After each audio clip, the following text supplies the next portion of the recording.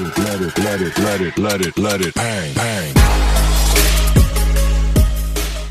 Hello बच्चों, आपका हमारे चैनल पे स्वागत है। बच्चों, आशा करता हूं कि आप परीक्षा की तैयारी बहुत अच्छे तरीके से कर रहे होंगे। इसीलिए हमने क्लास 10th के बच्चों के लिए मैथ के 20 बहुविकल्पी प्रश्न लाए हैं। यदि इसको अगर सही से पढ़ लेते हैं तो आप 20 में 20 नंबर अटेम्प्ट करने के सक्षम हो जाएंगे।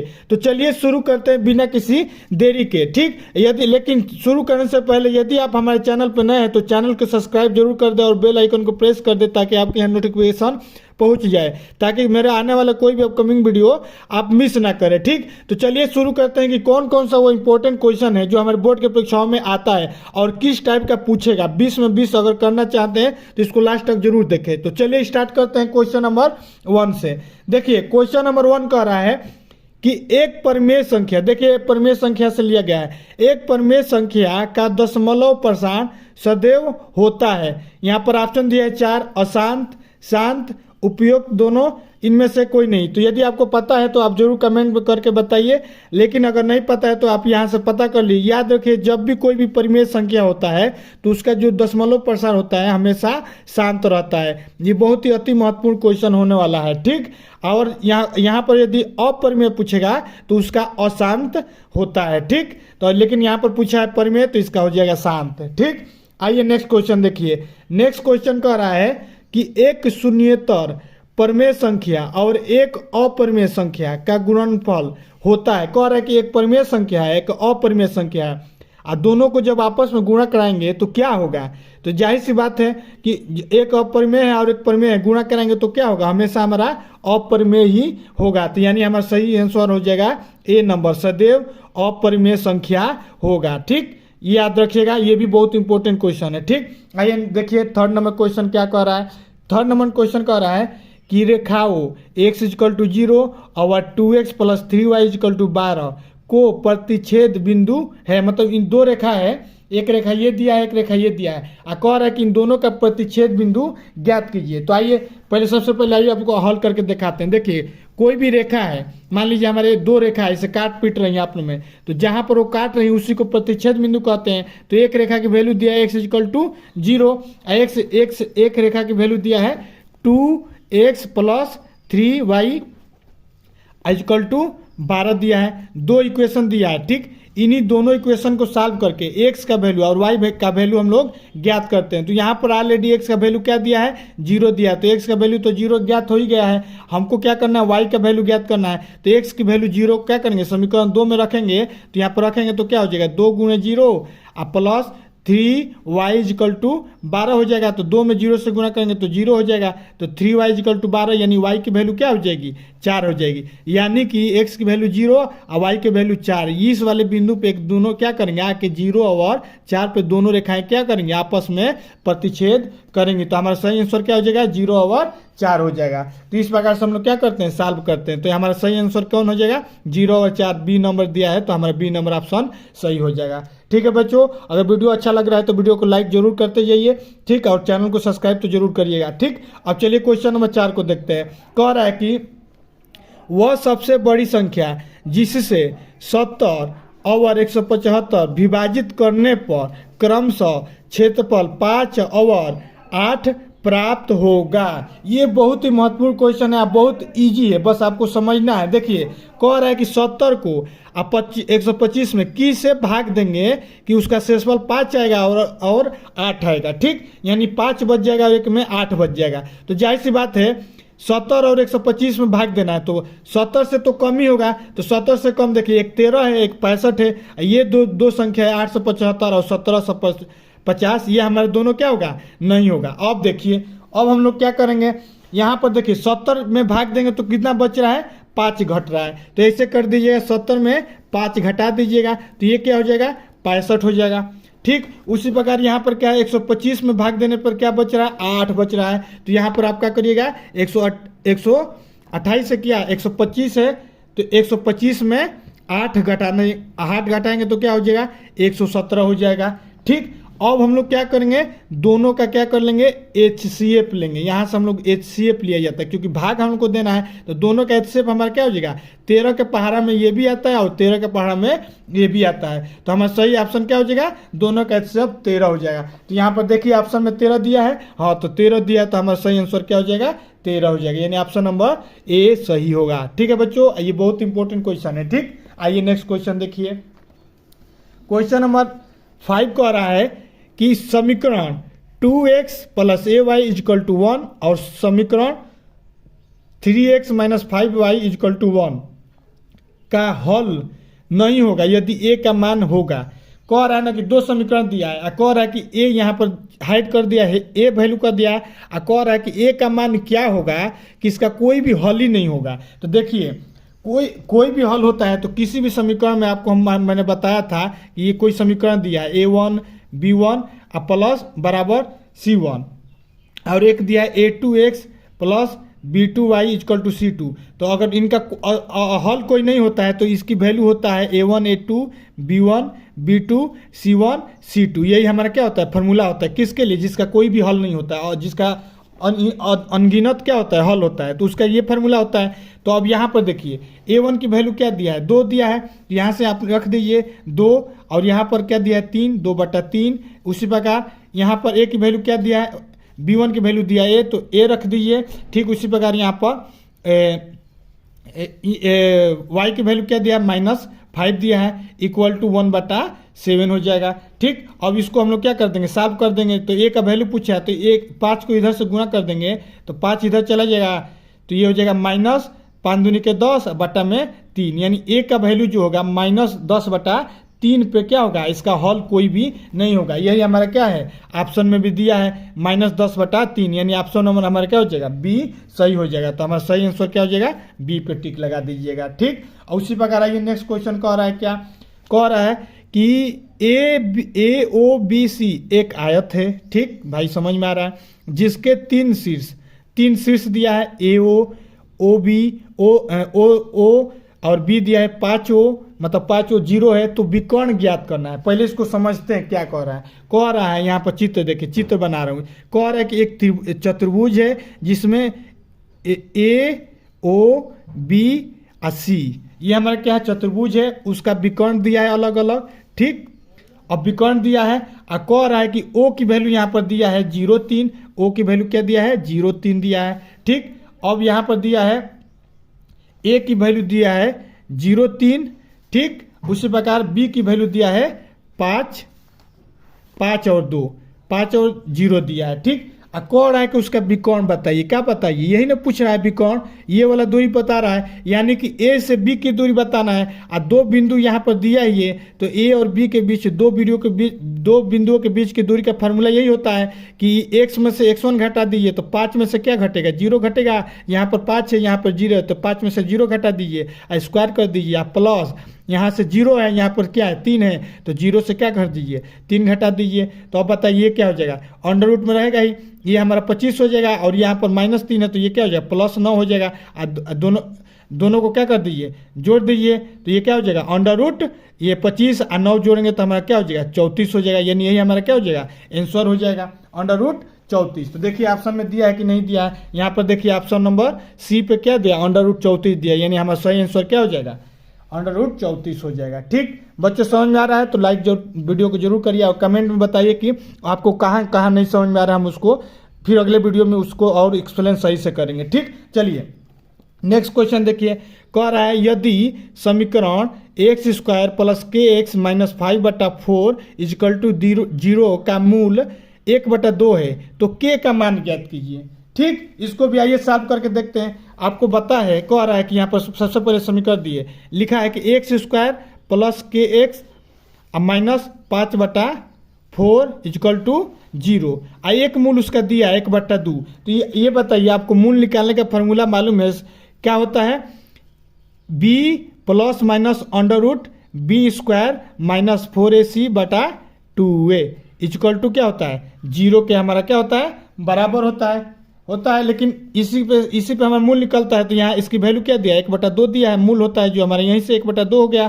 ठीक, 0 से अधिक होना चाहिए। तो ऑलरेडी दिया है, एक मूल 1/2 दिया है। तो यहीं सब हम क्या करेंगे, सॉल्व करेंगे। तो ये बताइए बी की वैल्यू क्या दिया है, के दिया है, प्लस माइनस कर दीजिए। बी की वैल्यू क्या दिया है, के स्क्वायर माइनस 4।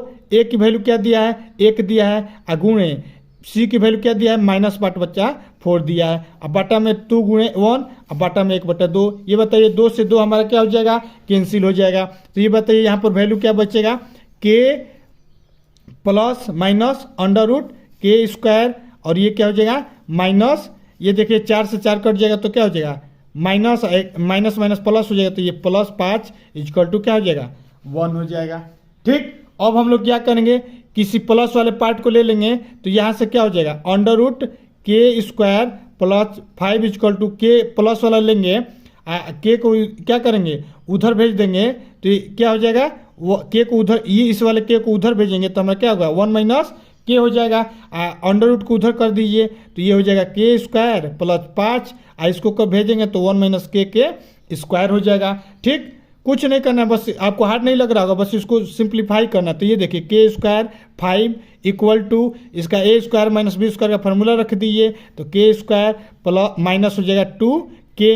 अब ये आता है के स्क्वायर से के खत्म, और 2 के को इधर भेज दीजिए, 5 को उधर भेज दीजिए। तो ये हो जाएगा 2k इक्वल टू 1 माइनस 5, यानी के की वैल्यू 2k की वैल्यू -4, यानी के की वैल्यू क्या हो जाएगी -2 हो जाएगी। यानी के की वैल्यू -2 पे जो इसका वैल्यू होगा क्या होगा 1/2 होगा। यहाँ से हमने के की वैल्यू क्या हुआ ज्ञात कर लिया। तो ऑप्शन में देखिए -2 दिया है, कहीं यहाँ पर 2 है, यहाँ पर -2, यानी ऑप्शन नंबर हमारा बी सही हो जाएगा। ठीक, तो इस प्रकार से हम लोग क्या करते हैं, सॉल्व कर करके टिक लगाते हैं। ठीक, अब देखिए नेक्स्ट क्वेश्चन कह रहा है कि 2 त्रिभुज समरूप होते हैं। ठीक, अब कब कब समरूप होंगे, यहाँ पे ऑप्शन दिया है यदि संगत कोण बराबर हो, यदि संगत भुजाएं एक ही अनुपात में हो, उपयुक्त दोनों इनमें से कोई नहीं। तो देखिए 2 त्रिभुज समरूप कब होंगे, उनका 2 कोण बराबर हो, संगत कोण बराबर होने चाहिए, और संगत भुजाएं भी अनुपात बराबर होना चाहिए। यानी ऑप्शन नंबर ए भी सही है, बी भी सही, यानी इसका सही आंसर हो जाएगा सी नंबर। आप ए पे मत लगाइएगा, बी पे मत लगाइएगा, इसको लगाइएगा सी नंबर पे लगाइएगा। ठीक, यानी क्योंकि ये भी सही है ये भी सही है, यहाँ पर लिखा है ये उपयुक्त दोनों, तो यानी हमारा सही ऑप्शन सी हो जाएगा। ठीक, तो आप पेपर में लगाएंगे केवल सी नंबर। ठीक, अब उसी प्रकार नेक्स्ट देखिए कह रहा है कि यदि एक समकोण त्रिभुज ए बी सी में कोण सी की वैल्यू 90 है, ए सी की वैल्यू 3 है, और बी सी की वैल्यू 4 सेंटीमीटर है, तो सी से जाने वाली माध्यिका ज्ञात कीजिए। तो ये देखिए कैसे करेंगे, कह रहा है कि एक त्रिभुज है, यहाँ पर एक त्रिभुज बना लेते हैं। ठीक, अब त्रिभुज कह रहा है ए बी सी, अब कह रहा है कि सी जो है हमारा 90 एंगल पे है, और कह रहा है कि ए सी की वैल्यू यहाँ पर दिया है 3, और बी सी की वैल्यू दिया है, देखिए ये दिया है 3 और ये दिया है 4। और कह रहा है कि सी से जो माध्यिका निकलती है, माध्यिका ये बीच वाले जो सेंटर को क्या कहते हैं, सेंटर में कहते हैं इसको और इसको आपस में डिवाइड करेगी। ठीक, तो ये कोण आपस में बराबर है, और ये दोनों त्रिभुज क्या है, यहाँ पर ये 2 त्रिभुज बनना है, इसको मान लीजिए डी। तो एक त्रिभुज ये ऊपर बनना है, एक त्रिभुज नीचे बनना है, ये आपस में क्या होंगे बराबर होंगे। तो ये देखिए ये अगर 3 दिया है, ये 4 दिया है, तो पाइथागोरस से प्रमेय से आपको पता है ये 5 होगा, 3 का स्क्वायर प्लस 4 का स्क्वायर, तो यानी दोनों को जोड़ेंगे तो 5 हो जाएगा। और ये 5 होगा तो ये बीचों बीच मिलता है, तो ये हो जाएगा 2.5 और ये हो जाएगा 2.5। तो यहाँ से अब हम लोग क्या करेंगे, ये त्रिभुज और ये त्रिभुज आपस में क्या है समरूप है। तो समरूप है तो देखिए इस कोण के सामने वाली भुजा 2.5, इस कोण के सामने वाली भुजा 2.5 बराबर होंगी इस कोण के सामने वाली भुजा। तो इस कोण के सामने वाली भुजा क्या है 3, और इस कोण के सामने वाली भुजा यहाँ वाला क्या है x है। तो ये 2 से 2 कट जाएगा, तो x की वैल्यू क्या हो जाएगी, x की वैल्यू हमारी 3 आ जाएगी। तो वही पूछ रहा है कि x की वैल्यू, यही हमारा क्या है, मान लीजिए हमने इसको x माना है, तो यही हमारी माध्यिका की वैल्यू क्या हो जाएगी 3 हो जाएगी। तो हमारा सही आंसर क्या हो जाएगा, ऑप्शन नंबर यहाँ पर 3 दिया है तो हमारा हो जाएगा 3। ठीक है बच्चों, तो इस प्रकार से हम लोग दिए गए क्वेश्चन को सॉल्व करते हैं। आइए नेक्स्ट क्वेश्चन देखिए, क्वेश्चन नंबर 10 क्या कह रहा है कि एक सम चतुर्भुज के विकर्णों की लंबाई 16 सेंटीमीटर और 12 सेंटीमीटर है, तो भुजा की लंबाई ज्ञात कीजिए। तो कह रहा है कि भुजा की लंबाई ज्ञात कीजिए। तो इसको भी सॉल्व करके देखते हैं। इसको सॉल्व करने के लिए देखिए कह रहा है कि सम चतुर्भुज है, यहाँ पर ध्यान से देखिए, कह रहा है कि एक सम चतुर्भुज है, तो ये मान लीजिए 16 दिया है, एक का दिया है 12 दिया है। ठीक, ये ऐसे हमारा क्या है ये वाला मान लीजिए लेंथ हमारा कितना है 16 है, और ये वाला 12 है, तो इसको आधा करेंगे तो ये कितना हो जाएगा, 8 हो जाएगा, ये 8 हो जाएगा। आइए याद रखिए कि सम चतुर्भुज मतलब आमने सामने की सभी भुजाएं बराबर होती हैं, ये जो एंगल होता है 90 एंगल का होता है। तो ये याद देखिए यहाँ पर एक त्रिभुज बनना है, त्रिभुज बनना है तो ये देखिए अगर ये वाला 12 है तो ये कितना हो जाएगा, 6 हो जाएगा, और ये वाला हमारा कितना हो जाएगा, 8 हो जाएगा, क्योंकि पूरा लेंथ कितना है 16 दिया है। तो यहाँ से अब हम लोग क्या करेंगे, पाइथागोरस प्रमेय लगाइए, तो 8 का स्क्वायर कर दीजिए और 6 का स्क्वायर कर देंगे तो ये वाला वैल्यू निकल जाएगी नहीं। यही भुजा की लंबाई पूछ रहा है, तो 6 का स्क्वायर प्लस 8 का स्क्वायर, इसको अंडर रूट कर दीजिएगा। तो ये बताइए 6 का स्क्वायर क्या होता है 36, 8 का स्क्वायर 64, यानी जोड़ेंगे तो कितना हो जाएगा 100 हो जाएगा, यानी हमारे इसका वैल्यू क्या हो जाएगा 10 सेंटीमीटर हो जाएगा। तो इस प्रकार से हम लोग क्या करते हैं, इसको हल करते हैं। तो हमारा सही ऑप्शन क्या हो जाएगा 10 सेंटीमीटर हो जाएगा। कहाँ दिया ऑप्शन, ऑप्शन नंबर बी दिया, यानी हमारा बी नंबर सही है। ठीक, आइए उसी प्रकार 11 नंबर देखिए क्या कह रहा है। कह रहा है कि दो समरूप त्रिभुजों की भुजाओं का अनुपात 4:9 है, तो इस भुजाओं के क्षेत्रफल का अनुपात ज्ञात कीजिए। देखिए इसको कोई आप ज़्यादा टिक मत लगाइएगा, इसको आप इतना समझिए।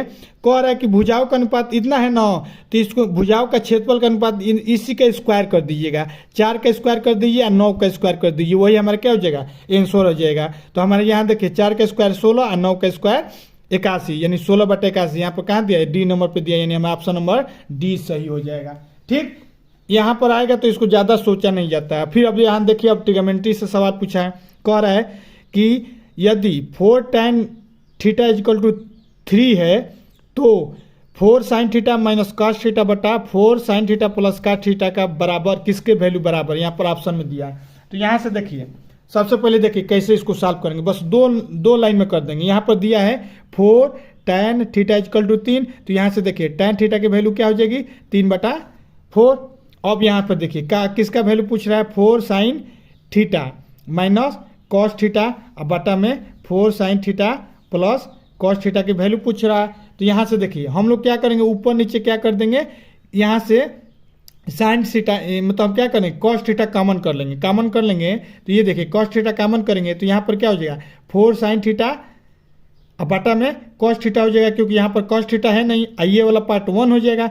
उसी प्रकार नीचे वाले में भी हम cos थीटा कॉमन करेंगे तो ये क्या हो जाएगा 4 sin थीटा अब बटा cos थीटा, ये क्या हो जाएगा +1 हो जाएगा, क्योंकि ये cos थीटा कॉमन हो जाएगा, यहाँ पर cos थीटा नहीं है तो भागा में हो जाएगा। अब देखिए cos थीटा से cos थीटा खत्म, ये किसकी वैल्यू है tan की, ये किसकी है tan थीटा की, तो वैल्यू क्या हो रहा है 4 tan थीटा -1 और 4 tan थीटा +1 हो रहा है। अब यहाँ से इसकी वैल्यू पुट कर दी, tan थीटा की वैल्यू हमने अभी निकाला 3/4, तो ये हो जाएगा 3/4 -1 4 गुणे 3/4 +1 4 से 4 कैंसिल, 4 से 4 कैंसिल, तो 3 से 1 जाएगा 2 और 3 में 1 जाएगा 4, यानी इसकी वैल्यू हो जाएगी 1/2। तो इस प्रकार से हम लोग क्या करेंगे, एक लाइन में 1 मिनट में इसको सॉल्व कर देंगे। तो 1/2 हमारा आंसर आ जाएगा। यहाँ पर ऑप्शन नंबर सी में दिया 1/2, यानी हमारा सही आंसर सी नंबर हो जाएगा, सी को टिक लगा दीजिएगा। ठीक, उसी प्रकार नेक्स्ट क्वेश्चन देखिए। कह रहा है कि sin 75 बटा cos 15 का मान ज्ञात कीजिए। एकदम ये तो और सिंपल दिया है। कह रहा है कि cos 75 अब बटा में sin 15 का मान ज्ञात कीजिए। देखिए इस प्रकार का आता है, एक sin देगा एक cos देगा, तो एक को 90 में कन्वर्ट कर देते हैं। तो ये बताइए cos 90 में से 15 घटाएंगे तो 75 होगा, लिख ही देंगे, और नीचे sin 15 वैसे ही रहने दीजिए। आप बताइए cos 90 माइनस थीटा की वैल्यू क्या होती है, sin थीटा होती है, यानी sin 15 बटा sin 15, कटाएंगे तो क्या हो जाएगा sin थीटा से sin 15 से sin 15 कट जाएगा तो वैल्यू 1 हो जाएगी, तो हमारा आंसर हो जाएगा 1, यानी हमारा सही ऑप्शन 1 से कम 1, यानी हमारा ऑप्शन नंबर बी सही हो जाएगा। ठीक, उसी प्रकार नेक्स्ट क्वेश्चन देखिए क्या कह रहा है।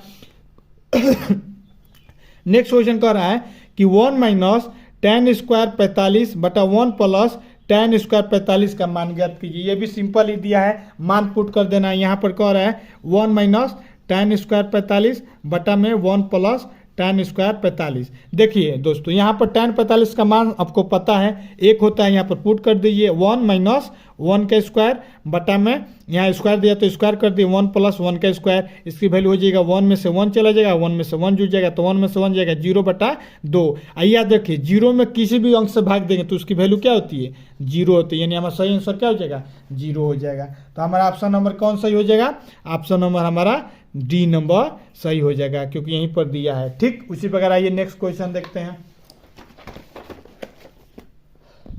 ये जो क्वेश्चन है बहुत इंपॉर्टेंट है, ये कि बच्चे पढ़े भी नहीं होते हैं, और ये वाला क्वेश्चन तो फिक्स किया आएगा ही। कह रहा है कि यदि एक वृत्त का परिमाप और वर्ग का परिमाप के बराबर है तो उसके क्षेत्रफल ज्ञात कीजिए। ठीक, उसके क्षेत्रफल का अनुपात ज्ञात कीजिए। ये बहुत इंपॉर्टेंट क्वेश्चन है, इसको देखिए कैसे कैल करें। देखिए वृत्त का परिमाप क्या होता है 2πr, और कह रहे हैं वृत्त का परिमाप और किसके परिमाप बराबर है वर्ग का परिमाप, और वर्ग का परिमाप क्या होता है 4b। तो यहाँ से देखिए b की वैल्यू क्या हो जाएगी, ये कट जाएगा 2, यानी b की वैल्यू क्या आ रही है πr/2 आ रही है। और कह रहा है कि किसका अनुपात ज्ञात करना है, उनके क्षेत्रफल का ज्ञात करना है। तो πr² होता है वृत्त का क्षेत्रफल और उसका होता है b²। अब b की वैल्यू यहाँ से पुट कर दीजिए तो ये हो जाएगा πr² b की वैल्यू क्या है πr/2, यहाँ पर पुट कर दीजिए, इसको स्क्वायर कर देंगे तो ये देखिए क्या हो जाएगा πr², ये नीचे हो जाएगा π²r²/4। तो देखिए r² से r², 1 पाई से 1 पाई, या 4 चले जाएगा ऊपर, यानी 4/पाई। अब पाई के वैल्यू पुट कर दीजिए तो पाई की वैल्यू क्या होता है 22/7, तो ये 22/7 हो जाएगा। अब ये देखिए 4 से इसको कटाएंगे तो ये 11 हो जाएगा, और ये हो जाएगा 2, यानी 7 दूनी के 14/11। रेशियो क्या हो जाएगा 14/11। कभी कभी ये ऑप्शन में ये भी दे देता है 4/पाई, तो यहाँ पर हमारे ऑप्शन में यह क्या दिया है 14/11, यानी ऑप्शन नंबर बी हमारा क्या हो जाएगा सही हो जाएगा। ये बहुत इंपॉर्टेंट क्वेश्चन है, अब हमने आपको बता भी दिया कि कैसे इसको सॉल्व किया जाएगा। ठीक है, आइए उसी प्रकार क्वेश्चन नंबर 16 को देखते हैं। कह रहा है 2 गोलों के आयतनों का अनुपात 64-27 है तो उनके पृष्ठीय क्षेत्रफल का अनुपात क्या होगा। देखिए इसको भी सॉल्व करने का सेम टेक्निक वही है, लेकिन इसको हम आपको बता देते हैं कैसे होगा। कह रहा है कि 64 है और एक अनुपात 27 है, तो ये बताइए हम लोग का त्रिज्या का इन लोग का अनुपात क्या है, हम लोग का क्षेत्रफल का दिया है, तो क्षेत्रफल का अनुपात क्या होता है 4/3 पाई r³ और बटा में 4/3 पाई r2 का क्यू, ये सब तो कट जाएगा, यानी r1 का क्यू और बटा में r2 का क्यू का वैल्यू हमने दिया है 64/27, यानी r1 की वैल्यू क्या हो गया, r1 की वैल्यू यहाँ से क्या हो जाएगी, देखिए 64 किसका होता है 4 का होता है, और r2 की वैल्यू क्या हो जाएगा 3 हो जाएगा। अब इसी को हम लोग क्या कर देंगे, क्षेत्रफल पूछ रहा है तो इसका स्क्वायर कर दीजिए। कैसे, फार्मूला यही ना होता है कि पाई r² होता है, क्या उसका क्षेत्रफल 4πr² होता है, 4πr²। ठीक, तो ये 4 पाई कट जाएगा, r1 ये r2 हो जाएगा। r1 क्या है 4 का स्क्वायर बटा में 3 का स्क्वायर, यानी 16/9 हमारा क्या हो जाएगा आंसर हो जाएगा। तो इसको आप ऐसे हल कर दीजिएगा, यहाँ 64 दिया है तो इसका क्यू निकाल दीजिएगा, तो इसका क्या हो जाएगा 4, इसका 4 आएगा, 4 का स्क्वायर कर दीजिएगा 16, तो ऑप्शन नंबर हमारा क्या हो जाएगा डी, ऐसे ही हो जाएगा। हमने तो आपको ऐसे बता दिया कि कैसे होता है। ठीक, यानी आपको क्या करना है, इसको पहले √³ निकाल देना है 3 वाला, और उसके बाद उसको स्क्वायर कर देना, तो वही हमारा क्या हो जाएगा आंसर हो जाएगा। ठीक, उसी प्रकार आइए और 3 क्वेश्चन बचा है, तीनों क्वेश्चन को ध्यान से देखिए क्योंकि ये बोर्ड के परीक्षाओं में बहुत ही महत्वपूर्ण होने वाले। कह रहा है 1 से 10 तक की धनात्मक विषम संख्याओं का समांतर माध्य ज्ञात कीजिए। देखिए 1 से लेकर 10 तक कह रहा है ना, आपको कुछ नहीं करना है। देखिए 1 से 10 तक का विषम संख्या कहना है ना, इसको आप जोड़ना भी नहीं है, सबसे पहले इसे लिख दीजिए 1 3 5 और क्या होगा 7 और 9, यहाँ पर टोटल 5 विषम संख्या है ना, 5 है ना, तो ये देखिए कि बीच में कौन आ रहा है, तो देखिए इधर 2 है और इधर 2 है, बीच में हमारा 5 आ रहा है ना, तो हमारा सही ऑप्शन 5 हो जाएगा। ठीक, कहीं भी होगा, मान लीजिए हमारा पूछ रहा है कि 1 3 और 5 का विषम इसका समांतर माध्य ज्ञात कीजिए, तो यहाँ पर टोटल 3 है तो बीच वाला हमारा क्या है 3 है, तो हमारा 3 हमारा क्या हो जाएगा समांतर माध्य हो जाएगा, ऐसे ही ज्ञात किया जाता है। ठीक, नहीं तो एक और ऑप्शन है, सभी को जोड़ दीजिए और जितना संख्या उससे भाग कर दीजिए, तभी हमारा वैल्यू क्या हो जाएगा वही आ जाएगा, तो इन्हें हमारा ऑप्शन नंबर क्या हो जाएगा 5 सही हो जाएगा। चलिए उसी प्रकार अब 18 नंबर क्वेश्चन कह रहा है, माध्यिका से रिलेटेड 3 क्वेश्चन है। कह रहा है माध्यिका को आलेखित विधि द्वारा किससे प्राप्त किया जाता है। ये बहुत इंपॉर्टेंट क्वेश्चन है, यही फिक्स क्या आएगा। देखिए माध्यिका को आलेखित विधि द्वारा किससे प्राप्त किया जाता है, तोरण विधि से किया जाता है, ना कि आयत ना कि बहुभुज। कि इसमें तोरण क्या होता है, एक रेखा होता है, बिंदु बिंदु हम लोग बना बना के उसमें करते हैं। अगर आप सही से पढ़े होंगे नहीं पढ़े तो याद कर लीजिए कि तोरण विधि से हम लोग क्या करते हैं माध्यिका को ज्ञात करते हैं। ठीक, यदि आइए नेक्स्ट क्वेश्चन ये कह रहा है कि यदि कुछ प्रेक्षणों का माध्य 27 तथा बहुलक 45 है तो माध्यिका ज्ञात कीजिए। ठीक, आइए देखते हैं माध्यिका आपको कैसे ज्ञात होगा।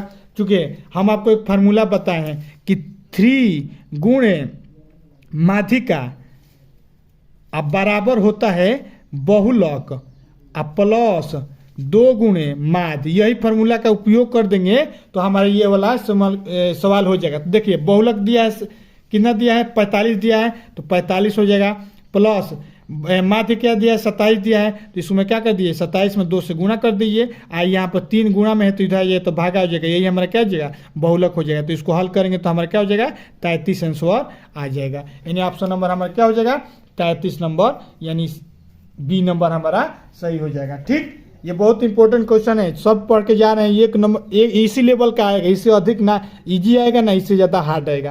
अपने से कोशिश करना चाहिए कि हम क्या करें, थोड़ा हार्ड भी पढ़ लें, थोड़ा इजी पढ़ लें, ताकि आसानी से हम लोग टाइम मैनेज कर लें। ठीक, आइए नेक्स्ट देखिए कह रहा है वर्गीकृत आंकड़ों की से अधिक प्रकार और से कम प्रकार के प्रतिच्छेद बिंदु से प्राप्त होता है। यहाँ पर 4 ऑप्शन दिया है, माध्य, माध्यक, बहुलक, उपयुक्त तो सभी। तो ये आप देखिए ग्राफ से रिलेटेड जो भी आएगा तो उसका सही आंसर हमारा क्या हो जाएगा माध्यक ही होगा, माध्यक से ही निकाला जाता है।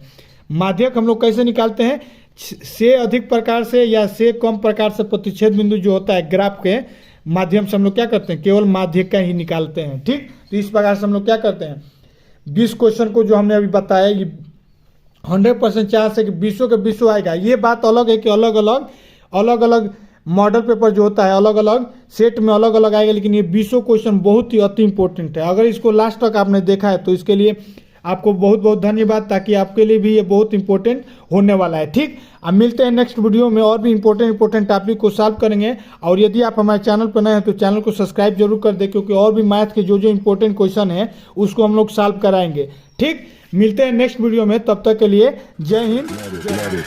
Let it bang, bang.